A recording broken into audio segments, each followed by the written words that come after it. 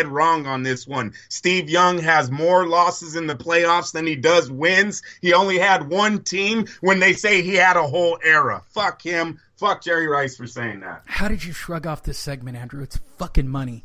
Dick Vermeil says McVay is the future of the sports. Dick Vermeil tells TMZ Sports he's so impressed with the job Sean McVay's doing with the Rams. He says the coach can be one of the greatest of all time. Dick knows a thing or two about it, kids. He won a Super Bowl in 1999.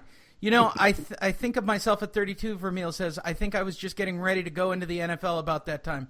But there's no way I could have done it. McVay got the Rams off to a 10-1 start with Jared Goff and Todd Gurley. Who would have thunk that shit? Andrew, is Dick Vermeil right? Is McVay going to be one of the greatest coaches of all time?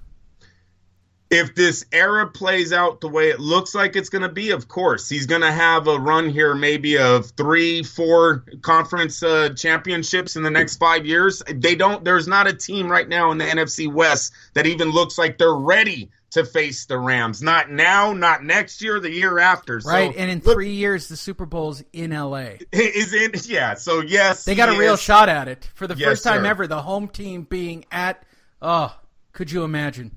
Yes, sir. Yes, sir. Hulk Hogan will never retire, so says son Nick. Hulk Hogan, 65-year-old, and has wrestled for 4 decades, but his son Nick tells TMZ Sports that the WWE Hall of Famer will never retire from the sport. He always says he loves it, he loves training, he loves wrestling business. It's too deep in his blood. I don't think he will ever quit. Andrew, were you a Hulkamaniac? Yes. Yes, I was. We all watched it. I believe that was on pay-per-view, him and Andre. I remember watching it live. Yeah, I remember watching it live. WrestleMania 3, I believe. And you remember, I'm a young boy at these moments. This is because of my stepfather and my brother. They're the ones that are ordering this stuff. But I didn't get in. Like, when I started recording wrestling with Stone Cold, bro. Stone Cold! I actually have a VHS tape of probably all of Steve Austin's appearances on WWE. By the way, the only reason to own the WWE Network is for the Attitude Era and for watching Stone Cold versus Mr. McMahon, which might be the greatest story arc of all time. It's a well-told story. Aaron Donald, my good luck charm, he spends $250,000 on a chain. Want to see the sickest good luck charm ever? Because it's hanging around Aaron Donald's neck. He spent $250,000 on a diamond chain that helped give AD the power to be the NFL's top defensive player this season. Shortly after the Rams defensive lineman inked his record-breaking $135 million deal in August, Donald nabbed a custom chain from Moe's Diamonds in Pittsburgh. Andrew, is Aaron Donald the greatest defensive player this season? Yeah, right now him and Mack are pushing very hard at that argument. You got to put Khalil Mack in there also in that argument because he's doing big things. It's nice to see that both defensive players that the NFL invested in are panning out for them. This is good for the owners. This is good for the players because there's a trust there now that if you have a star elite player like a Aaron Donald or Khalil Mack, you might as well put the money into him because it will pay you back. So with that being said, I like him. He is one of the best. One or two, don't know. It's an argument for both. But I do not like the fact that he's spending this much money on Lucky Charms. Look, this is why they go broke. And when I say they, people, I'm not talking race. I'm talking pro athlete who spends way too much money on fucking jewelry. You know, the only person that wants to hear his $250,000 investment into a Lucky Charm was good is the person that made that Lucky Charm at that diamond place. His own mother don't want to hear he's spending $250,000 on necklaces. I'm dead serious. So I don't like that part of it. We've seen it go south way too many times, Lee. There's not too many guys that spend that kind of cash at one time actually retire with those same what is it, the same luxuries of being able to go out and spend that type of money. So hopefully he puts the brakes on that. No, it's your dedication, it's your skill, it's not a fucking diamond that made you lucky. What's your feeling about guys who go to the club and guns and all that crazy shit with those football players? It's not a good look, but it's going to happen a lot more. It's sad to say, Lee, but with the things that happen in Thousand Oaks, right? They said it was a great neighborhood, good, peaceful. You're having public shootings there now. You're having public shootings in Miami, Florida clubs, and everywhere is having clubs. Remember when it was just a hood thing? Remember when it was just, if you go to that certain type of club, there might be a gun there? I believe in the future of America, we're going to see guns being used a lot more by concealed holders because of you cannot trust the security anymore. I'm sorry, these guys are getting through the front doors with fucking hand pistols and leveling the club. You can't do it. So I think you're gonna have a lot of other new, you're gonna have a lot of new concealed holders, Lee. So I expect shootings in public places to ramp up here in the next few years. Thanks. I was just really getting that so I could get an audio drop in. You'll love that segment on replay, Andrew. Friday, Phil Mickelson loses $200,000 bet to Tiger, but wins a $9 million jackpot. He lost. Phil Mickelson might have lost the battle, but he did not lose the war because he was walking away with $9 million after beating Tiger Woods in literally 22 holes. Oh, so he beat Woods. What the hell? Yeah, he beat Woods, but they had a side bet for $200,000. Nah, it doesn't matter. He won. He won $9 million. Yeah, he won. He got the $9 million. He's good. Fuck the side bet. This week, Houston Texan owner Bob McNair, dead at age 80. Andrew, what are you going to say for a man who actually owned a plantation and slaves, Bob McNair? Yeah. You're so terrible. No, I didn't hear about that. I didn't hear that he passed away. That's too bad. That's another. The league is changing, and it's changing because a lot of these owners are passing away, and that's just another piece of their puzzle that's leaving here. Who's going to take over now for them? Is it their kids? Is it another McNair? I'm sure. Look, if anybody lets a franchise out of their fingertips in this day and age, they're idiots. Yeah, well, they could be idiots for leaving it to their kids, too. Huh, Mark Davis, you fucking numbnuts, you. But how do you really feel about Mark Davis? Do you want to give me a Mark Davis update? And we're at that point in the show. Hold on, let me get my Raiders music on. There is no update, Lee. There is no update. Wait, there's no update? You don't have anything to say about... Yeah. No, we're just dead in the water right now. We're spending money and we're hoping that it happens. That's really all I got right now. The team is kind of over shipping people out. People aren't retiring, so we'll see how the Raiders turn. Hey, we won last week. How about that?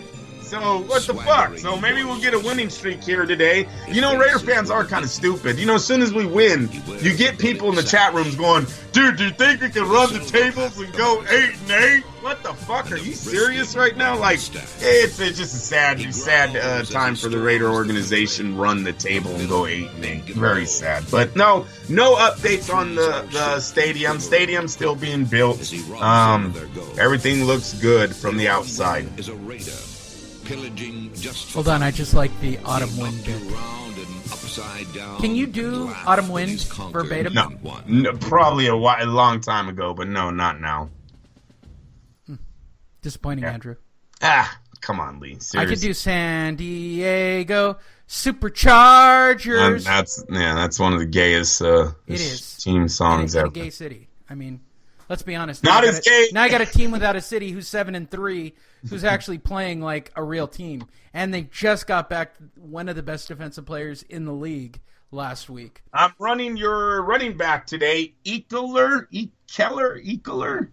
Austin Eckler. There you go, Austin Eckler. Yes, sir. Boom, nailed it. Shaq witnesses car crash while on deputy duty. Shaq didn't need to throw on a cape and become a hero and comfort a family that had just been involved in a scary car crash because he had been a different hero outfit. Broward County Sheriff, assistant sheriff, which is just crazy to me. The fucking Shaq becomes a fucking sheriff and rides around in Broward County. Shaq Claus is coming this year, by the way, as a PS. How do you feel about Shaq as a sheriff? It's I don't know how to feel it. I don't know if he's taking it serious or not. The guy's been in law enforcement for a long time, so you gotta believe that he's trying to make a difference. I don't know. When a 7-foot fucking superstar gets out of a sheriff car to give you a ticket, though, it's kind of hard taking that shit serious. So that's how I feel about it. all over the place lately. I will tell you, though, that when you're talking about car accidents, Stephen Curry got into an accident here in the Bay Area this week. That was big news. Nothing major, but I guess he was on the side of the freeway and kind of caused traffic just by doing that, right? Yeah.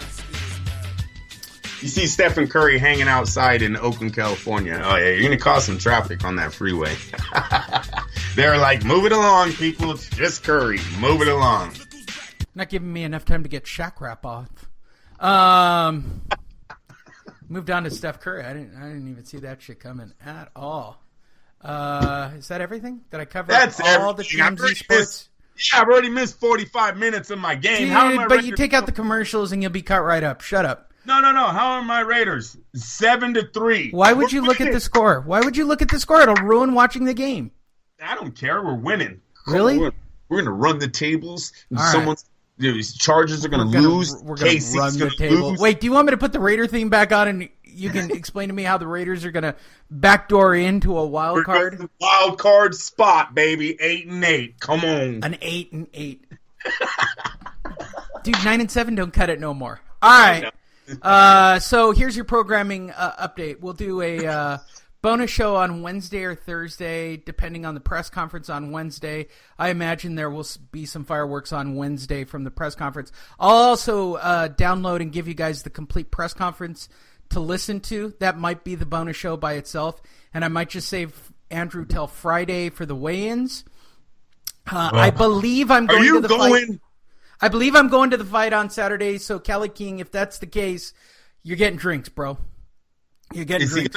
I know Kelly King isn't going to want to be seen with a dude as white as me at the Deontay Wilder fight. So I'll just buy him and leave him in a spot for you. So you don't have to be seen with that white fucking crazy dude. No, it's just how do you know Kelly King thinks it's not you wanting to be seen with him now? See? Oh, you know it helps my cred. It helps my street cred.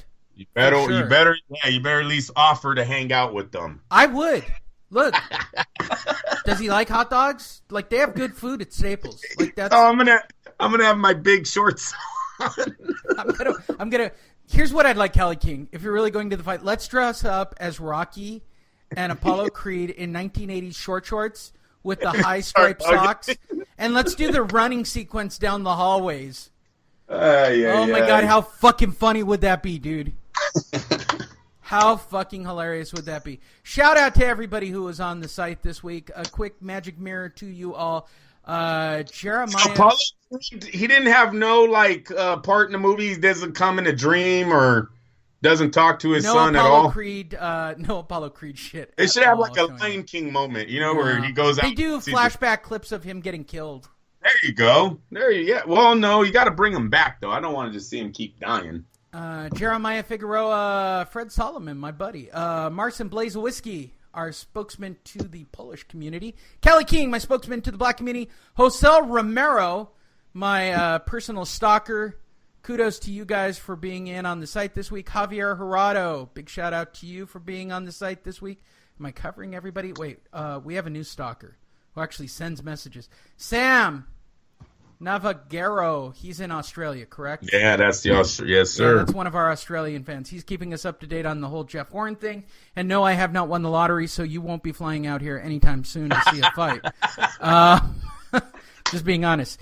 Dejin Kazama, Larry O'Barrell. I mean, I cannot believe a lot of new faces on the website. Shada, here's a good name. Shoda Gordadezi. Oof, that's a tough one. Paul Cuff, of course, making his appearance this week on the website and getting involved in the social media discussions. Everybody was in for Thanksgiving. Jaime Enriquez, Callie G was in. Gina Aguirre. I always get her last name wrong. That's why we call her Callie G. I mean, it's really kind of simple that way. She knows she'd be Shamalama Ding Dong knowing me. She knows me back in the crazy Fight Net radio days. Juan Pablo was in this week, Andrew. I mean, everybody. Rodney Cordova. Your family members were in this week, Andrew. Like, it was quite the week on the website, including brand new people.